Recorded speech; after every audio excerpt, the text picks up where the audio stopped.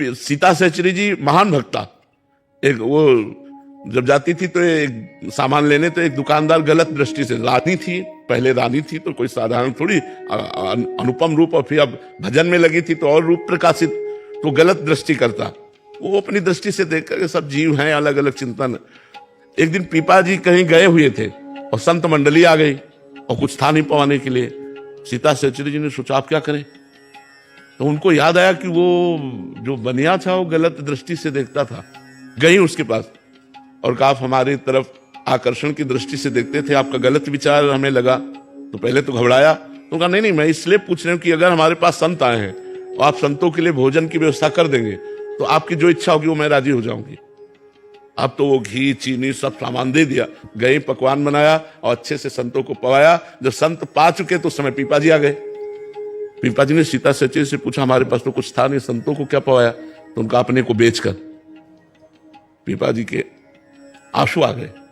उन्होंने कहा धन्य है जो तुम्हारी जैसी हमको मित्र मिली, पत्नी मिली, अब बैठो हमारे कांधे पे, मैं तुम्हें ले चलूंगा उसके पास।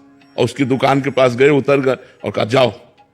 जे ही हो गई तेरे चरणों में लौट गया और कान पकड़ा और कहा गलती पड़ी, कभी हम ऐसी गलती दृष्टि से आपकी तरफ ने, आप जैसे मतलब उसको ज्ञान हो गया क्योंकि उसका अन्न संतों के पेट में गया ना, तो उसकी बुद्धि पवित्र हो गई। वो चरणों में गिरा और कहा माता आप कभी ऐसी भाव, ऐसे ऐसे चरित्र आते हैं भक्तों की, मतलब होश उड़ जाए।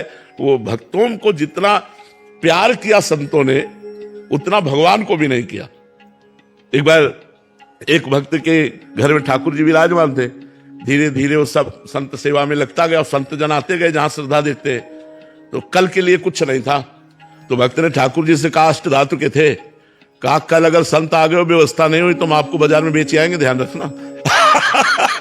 संत भूखे नहीं जाएंगे, या तो आप व्यवस्था करो लेकिन कल हम आपको बाजार में बेच आएंगे, ठाकुर जी से कहा। मतलब ठाकुर जी से भी बढ़कर संतों को प्यार, मोते अधिक संत कर लेखा। कलयुग है, मुझे लगता है होंगे, भगवान की सृष्टि है, पर ऐसे मतलब ऐसे बिरला ही कोई होगा, नहीं तो बहुत कठिन है, बहुत कठिन है।